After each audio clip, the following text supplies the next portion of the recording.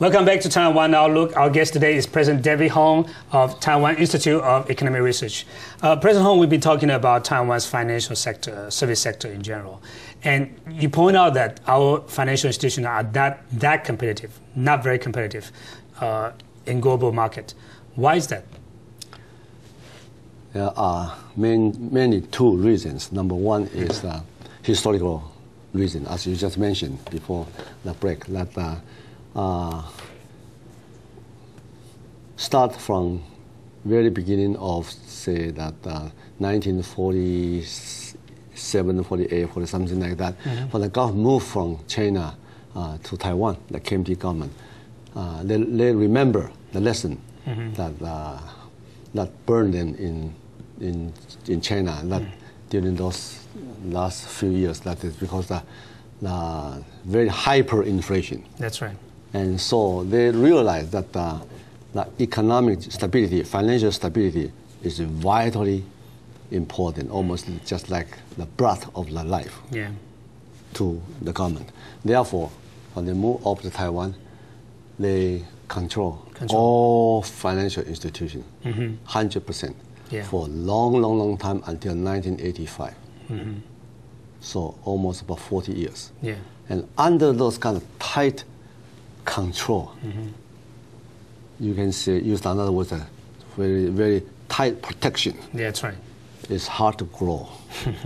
It's very hard to grow. And so that's one thing. And number one, another thing is that right after that we liberalized the financial sector, we moved a little bit too fast. We opened up for the private banking, private financial institution, for the number about 15 or 16 all at once.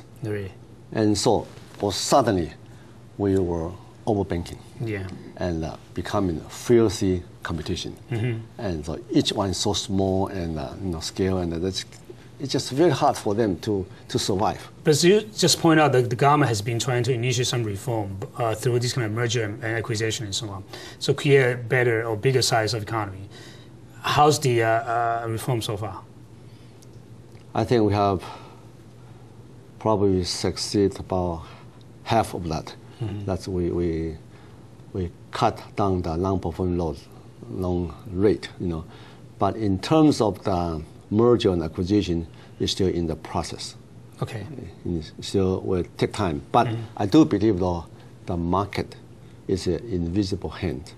The market will make things happen. But on the other hand, Taiwan's banking sector is also facing competition from abroad. Other countries are having their banks here in Taiwan and so on. And our banks are also thinking about going to other places, especially China, to open their branch office subsidiaries and so on in China. Will that help Taiwan's banking sectors? Actually, the first part of the question, that the foreign bank in Taiwan, actually, we should welcome those kind of competition, because that the competition is a pressure for us to reform, to improve our efficiency. And we can learn some kind, especially one thing particular about foreign good of the foreign financial institution is their risk management skill. They emphasize and they're good at that. And we kind of neglect that part. Right. About the second part of the question, going to China, at least we have quite a lot of Taiwanese business in China, and they need financing. And if our our banking branches would move into China, at least they can serve them. That means business to our banks, right? And another thing, hopefully, in the future, see if whether it would be possible to even expand the business into the Chinese local customer. That's right. And that would mean pretty good business opportunity. And the second area of opportunities and challenges for Taiwan, as you mentioned earlier, is how to deal with the cross-economic relations. In other words, a better economic relationship between Taiwan and China will be also serving Taiwan better. So how do you see the economic ties between Taiwan and China so far? We have a very high dependency on Chinese market. so far. Over 40% of export from Taiwan to China, including through Hong Kong. So China is our #1 export market right now? Yes, including through Hong Kong. Okay. And over 50% of accumulative foreign direct investment to China. Okay. And each year we allocate about 2% of GDP money investing in China. Okay. That is, except Singapore, that is the highest in the world. Of the world. Okay. So I consider this kind of dependency is already quite high. Okay. Now, if we invest more, whether that means we are going to, our business is going to make more money, it was going to benefit our economy more, okay, I hope so.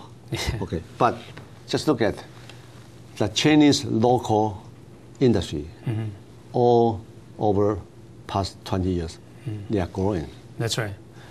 Or a lot of multinational companies moving into China because the market is big. They are all competing against our company in China. Okay. So unless our business in China can upgrade, keep upgrading their competitiveness, otherwise they will be marginalized too. I see. Actually, we already seen some move to Vietnam, and a little bit consider move back to Taiwan. Okay, that means the market potential for better business, for more profit for our company, I wouldn't say no or zero, but I would say there will be more and more competition in there. Also, another part is that the cost of doing business in China has been rising. The labor cost, the labor, the law, and the tax, the preferential tax incentive, they're all getting tougher and tougher in China. So that makes it harder and harder to do business in China, harder and harder to make profit in China. So I think that itself will answer the question, say, well, whether that more investment in China or more export to China will necessarily mean that much better, much higher growth rate for Taiwan or not. I hope so. I do hope so. But I think we should recognize those constraints. That's right. But as you know, that the new government, the KMT government will be sworn in on May 20th. And apparently, the government, the incoming government, has been promised to have more open up policy in terms of investments and trade, in terms of tourism and so on with China.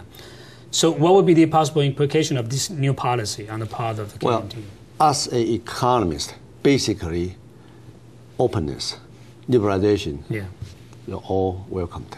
Okay.